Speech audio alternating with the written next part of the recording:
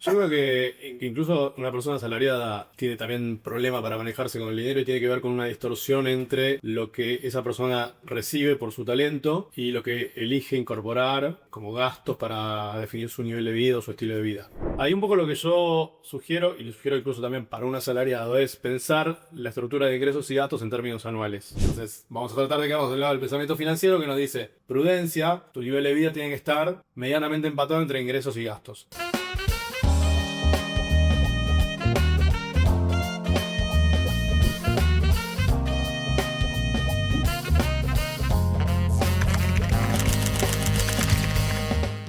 Bienvenidos a un episodio más de No hay secretos en el real estate. Hoy vamos a hablar de algo que debería ser básico o deberíamos saber mucho más de esto y nos damos cuenta, pasan los días, los meses, que no estamos tan preparados.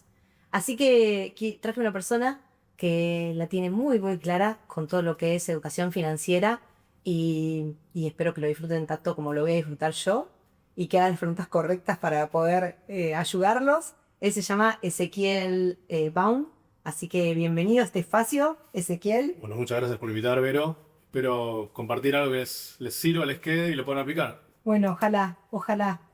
Seguro que sí. Yo lo que quiero ver si puedo hacer las preguntas correctas para aportar valor.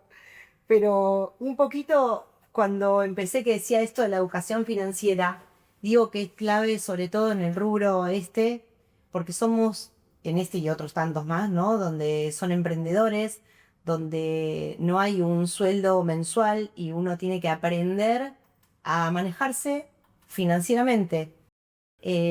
Algo que parece que todos sabemos, pero creo que no.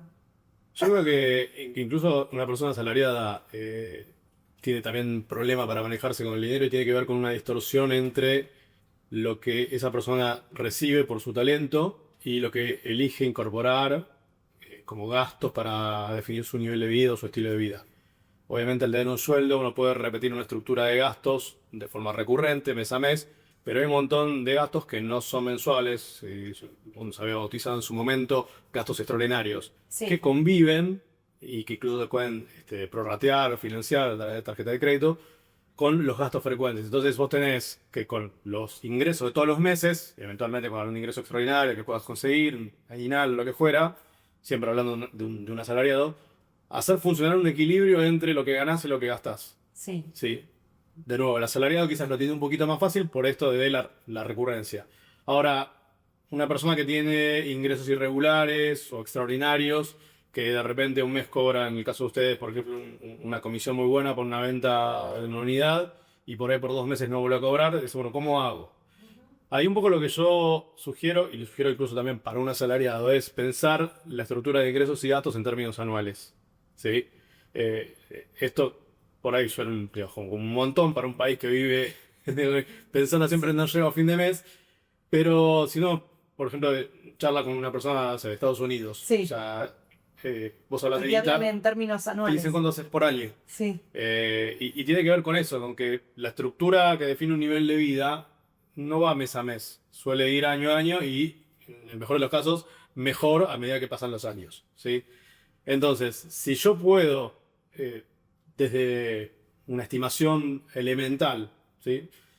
llegar a un número aproximado de cuánto voy a ganar en un año, puedo entonces empezar a tomar decisiones sobre cuánto debería gastar en un año y cómo ese gasto de un año tendría que estar repartido entre lo mensual, el alquiler, la cuota del gimnasio, cuota de la escuela, los gastos del auto, etcétera, etcétera. Que son los fijos, digamos. Llamaríamos fijos, que en realidad fijo no hay nada, ¿sí? Todo se puede dinamizar, todo se puede mover. Con los gastos más de orden extraordinario, ¿sí? Se rompió, no sé, el calefón, hay que cambiarlo, quiero comprar una tele nueva, quiero sacar un paquete de vacaciones, no sé, llegó la matrícula de la escuela, distintas cosas que hacen de nuevo, el estilo de vida de cada uno, porque Sí. no es que hay una plantilla que uno dice, bueno, esto es, no sé, la canasta básica. Sí. Cada persona elige, digamos, un set de rubros que definen cuánto y en qué gastas, ¿sí? Obviamente hay que respetar una serie de reglas básicas y yo soy optimista en ese sentido. Cuando alguien tiene problemas de dinero, tiene en sus manos la herramienta ideal para resolverlos, que es el dinero. ¿Sí? No. ¿Por qué? Porque el dinero, la guita, es un objeto que nos permite expresar lo que valemos en relación a lo que la sociedad nos ofrece. Sí, Sí, sí. en circunstancias normales, olvidémonos del peso argentino, que no tiene la capacidad de ser muy estable para digamos, mantener el valor del tiempo, pero nos permite de nuevo comparar y tener una idea aproximada si eso que yo creo que valgo, efectivamente es lo que recibo, Sí. y si con todo lo que recibo después me doy vuelta y puedo vivir como quiero vivir. Bien. ¿Sí? Ahora, a partir del momento que tenemos acceso al crédito, eso puede empezar a distorsionarse. ¿Por qué? Porque tenemos acceso a un nivel de consumo de prestado, Sí. que lo tengo que negociar en todo caso con mi yo del futuro. El problema es que mi yo del futuro no habla con el banco, habla mi yo del presente. Claro. Entonces puedo acceder a un upgrade de mi nivel de vida cargando a mi yo del futuro. Que si le va genial, y todos podemos suponer que eso va a pasar, seamos Sí. optimistas, lo voy a poder pagar con un mejor desempeño y porque soy una persona talentosa ganando más. Sí. Pero, digamos, estamos a un paso del pensamiento mágico ahí. Entonces, vamos a tratar de quedarnos del lado del pensamiento financiero que nos dice, prudencia, tu nivel de vida tiene que estar medianamente empatado entre ingresos y gastos. Y digo medianamente empatado porque si yo además quiero crecer patrimonialmente, tengo que ahorrar.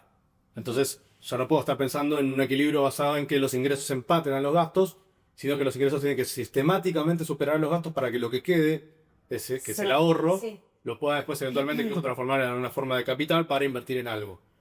Pero si yo no me ordeno conceptualmente en esto, no estoy hablando de hacer planillas y nada, yo tengo que entender esto, no puedo avanzar, no puedo crecer. Obviamente me va a ir bien, seguramente Sí. no vaya bien, pero recién justo citabas el caso, alguien cobra una comisión por una buena venta y dice, bueno, me compro un auto. Sí. Y dice, bueno, y el mes que viene hay que cargarle nafta para el seguro, y dice, bueno, no sé, lo hablo con el yo del futuro. O sea, Claro. es un problema de otra persona, como si no fuese a llegar eso. O sea, entonces, para mí es muy importante aprovechar las ventajas del dinero, que me permite medir, para hacer digamos, esta revisión conceptual de ingresos y gastos, nivel de vida y lo que valgo, con digamos, una proyección en el tiempo que me permite estar mejor. Y para alguien que recién empieza como en el rubro, que empezás como, bueno, no sé, tengo la primer comisión, está bueno sugerirle que de esa primer ganancia que tiene, que no sabe, por ahí sí, por la cartera, bueno, podés llegar a prever cuándo viene el próximo cierre, pero a veces no, dependiendo. ¿Es viable esto de que se pague como un autosueldo de eso en vez de que se compre el auto, ponele? Sí. Yo te diría que más que un autosueldo, lo pensaría de la siguiente manera. Vuelvo al esquema anual. Sí. Vamos a suponer que yo recién empecé. Sí, O yo dejo mi trabajo de asesor de inversiones de la bolsa y me vengo a poner acá como asesor inmobiliario. Lo primero que tengo que preguntarle a alguien que esté en el rubro es, cuando arrancás, el primer año, ¿cuántos departamentos vendés? ¿O cuántas unidades de lo que fuera, o de alquileres o lo que fuera? Sí. Tanto. Digo, bueno, ¿cuál es la comisión promedio de esto? Tanto, bueno. Entonces yo sé que en un año, en un año regular, en un primer año regular, irregular y malo, Sí. debería ganar esto. No importa con qué frecuencia sucede y con qué frecuencia lo cobre. pero lo mirás como anual. Exacto. Entonces mi nivel de vida, cuando yo empiezo a listar todos mis gastos, Sí. no debería superar ese ingreso máximo anual de un primer año entre regular y mal, si soy prudente. Sí, Si la voy de cowboy, digo, va a estar todo bien, seguro que el último trimestre del año la recontra mega peo, puedo conseguir lo que la jerarquía financiera llaman pedal, ¿sí? sí. Que básicamente financiarme con alguna forma de crédito, pero tengo que ser consciente que eso no es gratis, ¿sí? O sea, eso tiene un costo que se llama interés.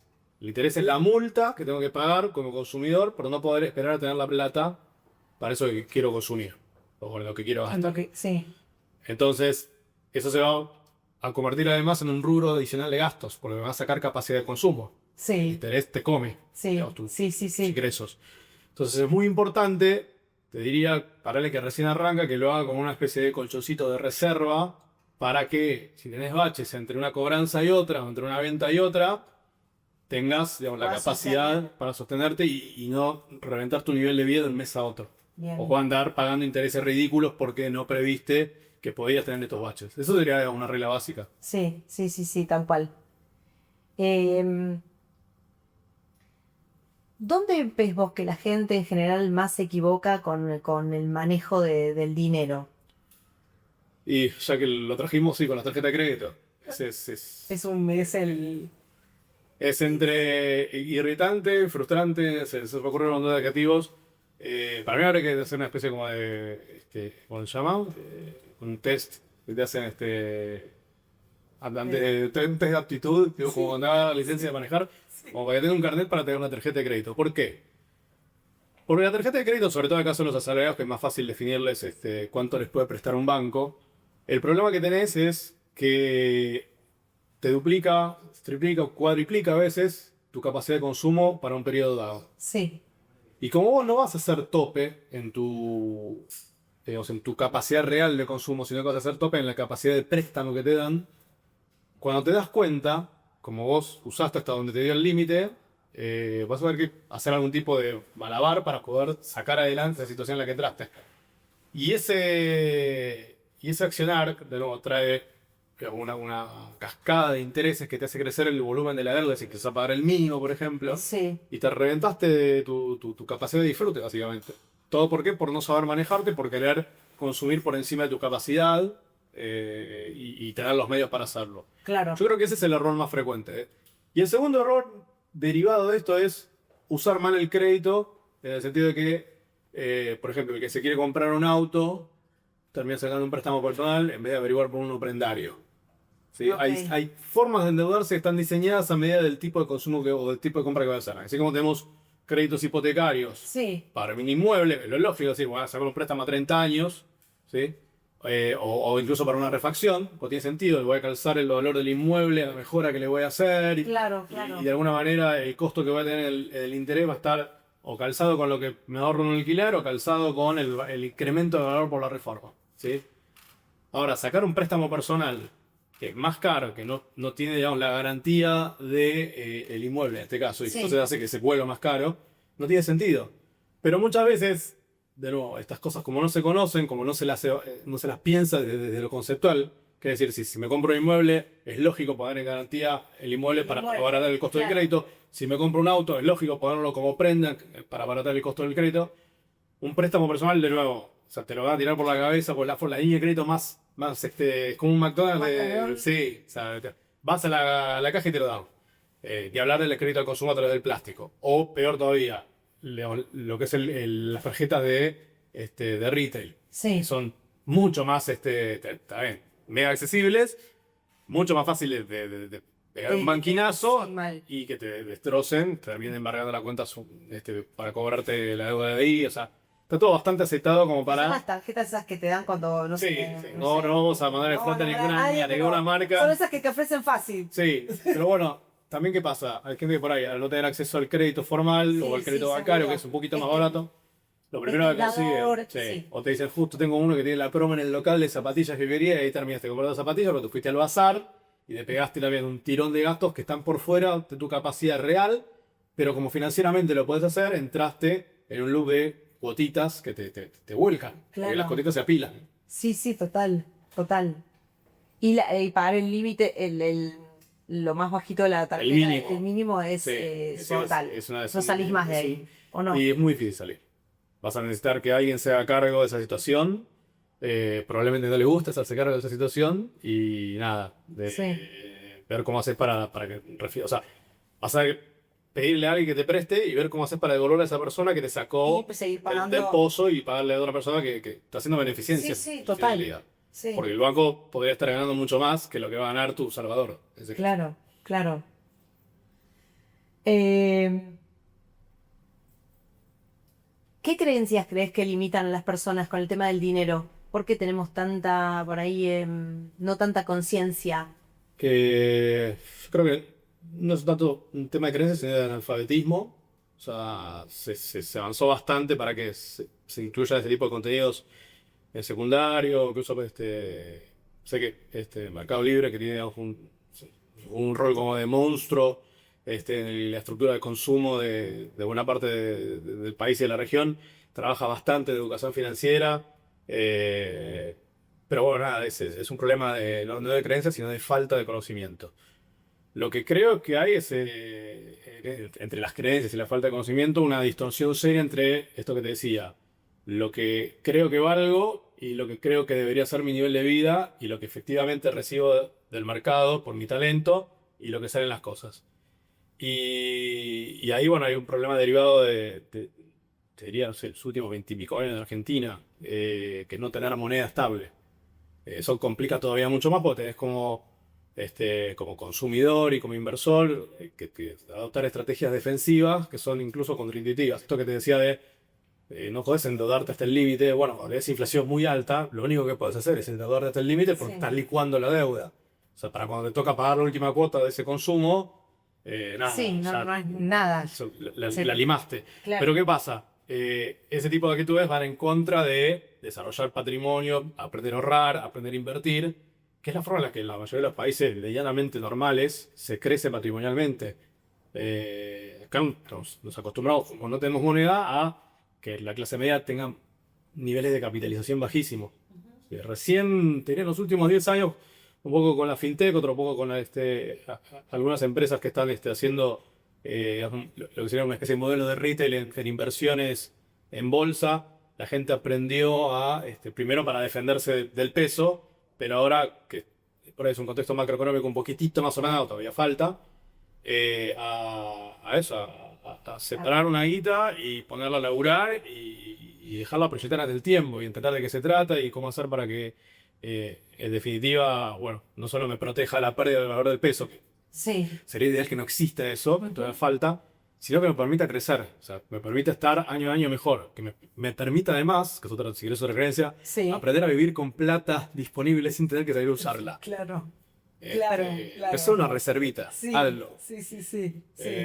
Para mí ese sería un cambio, pero un salto cuántico como sociedad. Che, Secli, ¿qué es lo que vos haces específicamente con una persona que viene y te dice, che, tengo, no sé, hablemos del caso, pongamos como referencia yo o algún asesor, alguien que dice, che, tengo esto, Sí. ayúdame a saber cómo me manejo con el dinero, o dónde puedo invertir, o dónde... Una de las primeras cosas que hago es revertir digamos, el flujo de la fantasía. Porque el que piensa en la bolsa piensa automáticamente en dos cosas: o timba o se puede llenar de plata. ¿Sí? Ni hablar del que me pregunta por cripto. Yo, el que me pregunta por cripto lo saco. No. Lo saco porque primero que es otro momento ya de cripto, no sé si ya incluso pasó. Pero en lo que es específicamente inversiones financieras, y Sí. concretamente más en bolsa, lo que trato es que piensen en el riesgo antes que en lo que pueden ganar. Ok. Entonces yo lo que necesito cuando alguien quiere ser un cliente mío es que entienda que no hay nada asegurado, que hay riesgos y que en esos riesgos la manifestación concreta es que pusiste 1000 y por ahí en algún momento tenés 900. Y eso es algo que quizás es seguro. Un 10% es algo que puede pasar, ¿sí? En el COVID, por ejemplo, Coca-Cola perdió de una semana a otra un 30% de su valor de un saque. Entonces, ¿se consumió un 30% menos de litro de Coca-Cola en el planeta Tierra para que Coca-Cola valga un 30% menos? No. Pero la proyección de lo que podía pasar con una pandemia que no sabíamos si iba a morir el 30% de la humanidad, permitía a más de uno decir, yo me saco de encima Coca-Cola y me compro, no sé, latas de conserva, porque estábamos en un momento de fractura. Ahora, estabilizado todo, a Coca-Cola por ahí le llevó 12 meses o algo así, volver a valer lo que valía antes del COVID, y Microsoft casi que estaba duplicando el valor al mismo tiempo. ¿Por qué? Porque se modificó la manera en la que hacíamos negocios, en la que comprábamos. Entonces, e-commerce, nube y demás, permitieron que el que vio que íbamos hacia otro lado y que invierte en función de esa hipótesis, ganara bastante más. ¿Sí?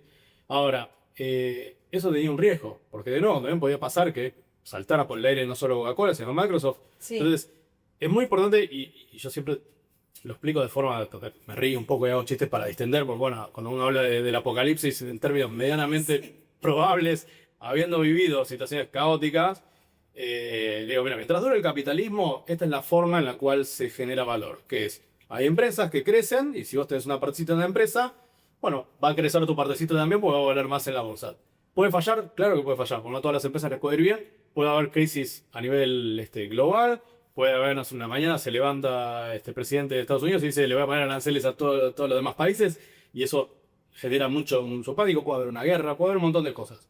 Pero mientras esto dure, están las empresas y después están las empresas que no hace falta que compres un pedacito de la empresa y seas el socio, sino que les prestes plata.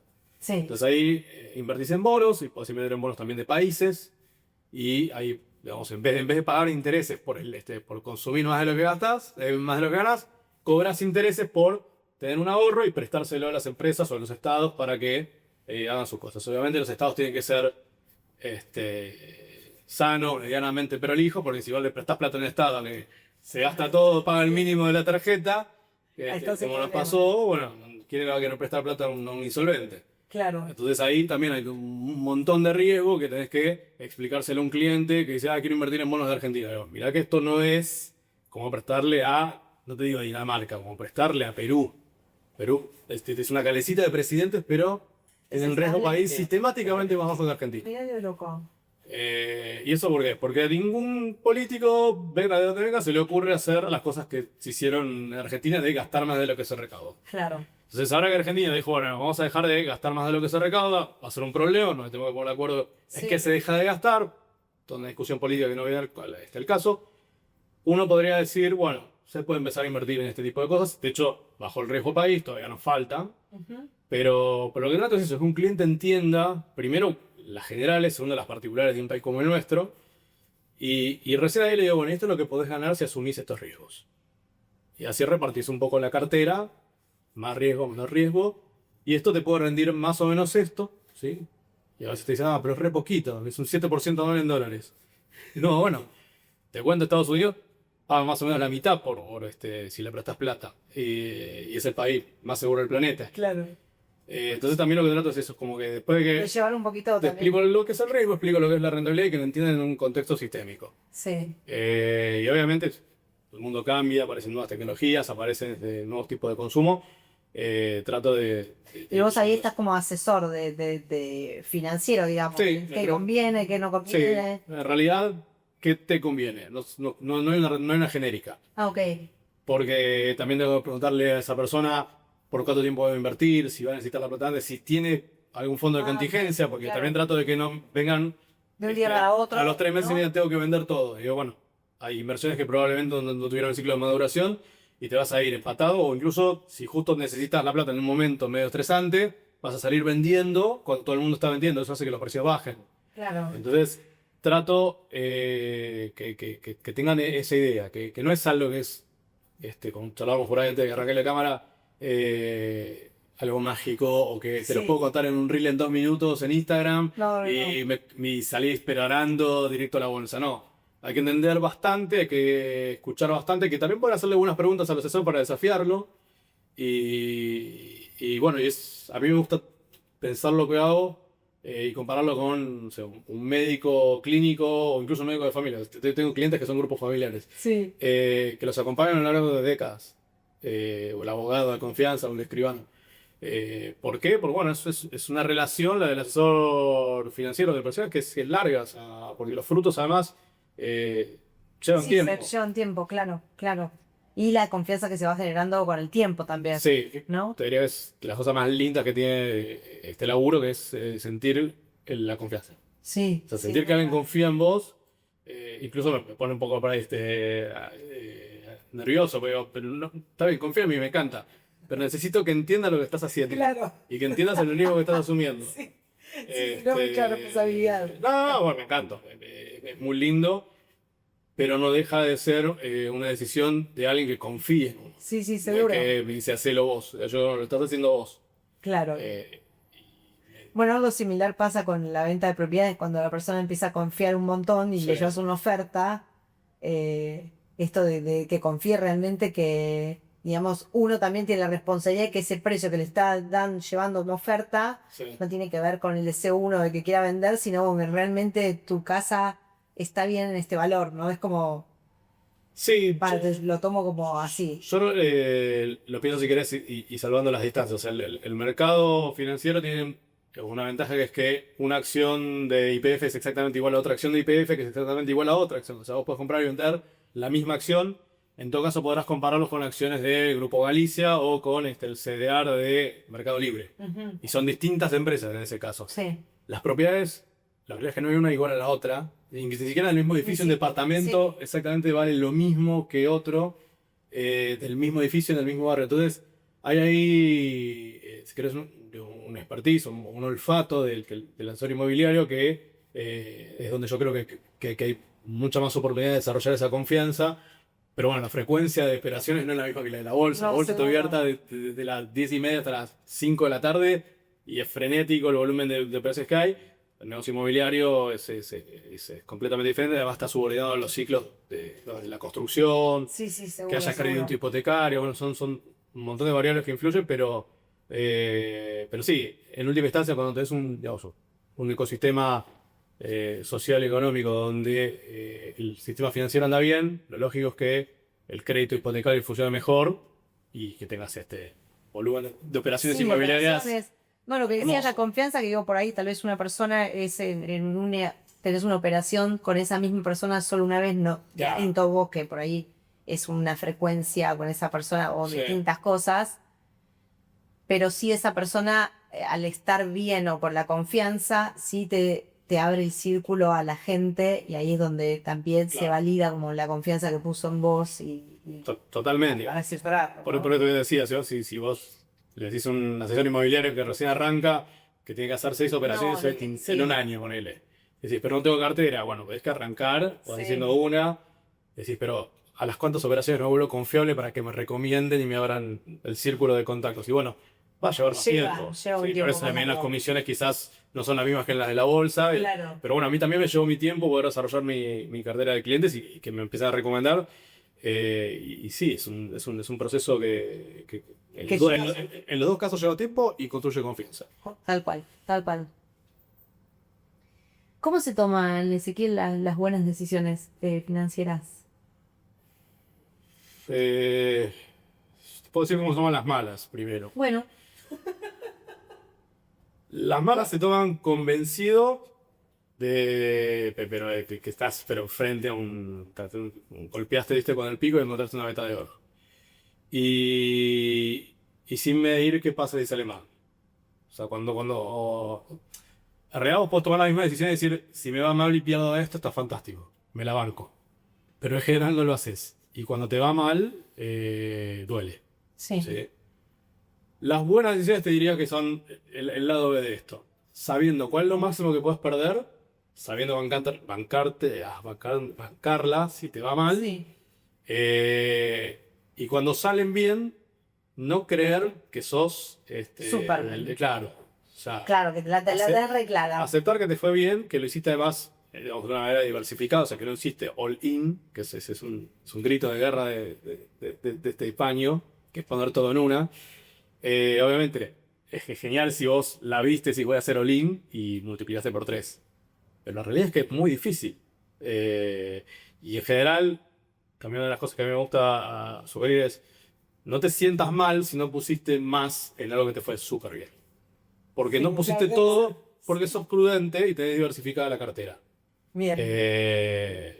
Obviamente, yo tuve de las dos. Inversiones que se fueron a cero, o sea que sacaron la empresa a la bolsa, e inversiones que por ahí multipliqué por 2 o por 3. No es lo más frecuente, pero son intuiciones que seguí. De nuevo, pensando en hipótesis, digo, esta empresa, ¿a qué se dedica? A esto. Si le va bien, ¿qué posibilidades hay de que la recontra mega pegue? Sí. Un caso era una empresa estaba en una línea de investigación para la cura del Alzheimer. No pudo invertir en esto. Está muy cerca. Sí. Le salió mal una fase de aprobación con la FDA y la empresa vale 5% de lo que valía. Y así como esa también me pasó a decir, tengo una hipótesis sobre el desempeño de una empresa en esta situación de conflicto bélico en determinado punto del planeta. ¿Cuál es la empresa que mejor le puede ir si ese conflicto bélico va para este lado o para este otro? Y bueno, es esta, perfecto. Fue bien. Pero de nuevo, no me mareo. O sea, Sí. O sea, porque así como tengo eso, después tengo otra, que sigue otra hipótesis, tengo otra que directamente sigue una hipótesis más amplia, que es decir, bueno, es una empresa todoterreno o un fondo todoterreno. Porque la idea de nuevo es mezclar. Y después también incorporo el tesoro de Estados Unidos, que es el activo más aburrido y menos riesgoso, pero porque de nuevo, uno tiene que saber hasta dónde corta con el suministro de riesgo. Y yo te diría que la buena decisión es esa, o sea, saber repartir. Saber repartir y Sí. saber que, bueno, no de todas. No, no Bueno, te, no te, no te va a ir bien todas, que te vaya mal y no te Y olvides también preguntar. saber qué margen es el que uno puede perder, ¿no? O no ganar. Sí, bueno, hay también una herramienta que se llama el stop loss, que se usa más para lo que es el trading. Yo no soy muy amigo del trading porque también venden muchas expectativas de que te puedes dar millonario en muy poco tiempo. Bueno, el trading, que es comprar y vender rápido, frenéticamente, y buscar pequeñas variaciones en el valor de los activos, Sí, tiene algo que se llama stop loss, que es cortar la pérdida. Porque bueno, cuando vos comprás, decís, bueno, compro porque creo que va a subir. sí, Pero si va para abajo, tenés que saber en qué momento cortar para que no te coman las pérdidas, las ganancias de todo lo otro que venís haciendo.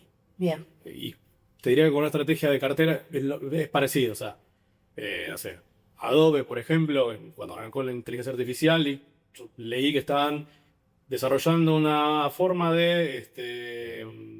como de protegerte en caso de que tengas demanda por robo de derecho de propiedad. Sí, Porque como la inteligencia artificial, vos le pedís algo, no sabes exactamente dónde lo toma, te dice, toma acá, te dice tu boceto. Sí. Y vos vas con el jefe de marketing, salís con la campaña tal, y después te comes una demanda porque le usó una imagen parecida.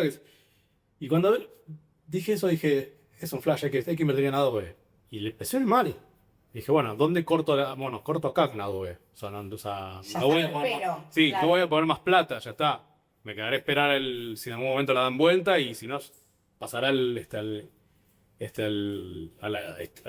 la serie de anécdotas de malas inversiones. claro. Pero no, saber cuándo dejar de invertir en una empresa o cuándo salir de una posición y decir, bueno, listo, tomé la pérdida, también es un gesto razonable. Bien, bien, muy bien. Bueno, ¿por dónde se arranca alguien que está totalmente desordenado con el dinero? Uf. Depende del tipo de desorden. Si es un desorden que involucra deuda, si te están timando y que te hacen la base de datos de deudores central, diría que hables con alguien que te pueda dar una mano, que le hagas una especie como de promesa, a ver en qué tiempo le vas a volver ese dinero que vos necesitas para saldar esa deuda, que te está comiendo todo, algo, nervios, las capacidades de funcionar. No, algo más, Y sino más. bueno, Sí, alguien que está algo un poquito más desordenado más- pero sin deuda. Ok, bueno, y si estamos en ese caso, entonces sería como el primer caso, pero sin la deuda, empieza a hacer un análisis básico de tus ingresos y tus gastos en la escala anual. Y ahí donde veas que tenés ciertos rubros de gastos que no, temporalmente podés ordenarlos hacia un poquito más abajo, hacelo, pensá en nuevas fuentes de ingresos, y bueno, asumí que vas a tener que pasar un ciclo de sacrificio donde vas a tener que trabajar más, vas a tener que disfrutar menos. Hasta que te estabilizas. Una vez que te estabilizas, te puedes decir, bueno, que llegué a este punto, tengo una reservita, por si me pasa algo, sigo ganando bien, tengo este nivel de gasto, bueno, ¿cómo puedo mejorar ahora? Bueno, invertí en vos para poder ser más talentoso y poder ganar más. Juntarte con gente que te pueda traer algún tipo de ideas, contactos, lo que fuera. Sí, No te quedes quieto, porque digamos, si te quedas quieto, es raro que venga algo que te haga ganar más. sí, Y, y esto por ahí sí te diría más del orden del pensamiento mágico, pero en ciertas personas funciona esto de decir, voy a gastar en esto porque me va a subir la moral y voy a estar de mejor humor y voy a estar como con otra energía para traer más ingresos. Es un poquito así border, pero no te luego usado. pero puede funcionar. Pero pensé- No, ¿sabes en qué caso también siento que funciona? Cuando son experiencias que te conectan con gente que te abre puertas o que Sí. lo que sería el networking, pero no entendido como algo estrictamente utilitario, sino de esto, como entrar en contacto con gente que realmente estén en otra, Sí. mejor que en la que estás y de la que podés aprender y que obviamente tenés vos también algo para darles. Y a partir de ahí sí, es como que saltás, si Empieza. querés, a otro plano donde podés generar más valor. Bien. Entonces ahí sí te diría, o sea, puede ser un viaje, puede ser un curso, puede ser Sí, sí. el cambio de vestuario a veces. Sí, Y entonces ahí sí te digo, bueno, es el límite entre lo que es gasto y lo que es inversión, ¿sí? Mira, me viene bien, ¿qué es gasto y qué es inversión? Gasto es algo que digamos, te fuma tu capacidad económica y te trae bienestar. ¿Sí? Inversión es algo que, además de bienestar, eventualmente digamos, te trae un bienestar patrimonial o un bienestar económico. Sí. ¿Sí? Que Sí. tiene un rédito. O sea, cuando me dicen, no, invertí en zapatos, digo, bueno, vos solamente invertí en zapatos.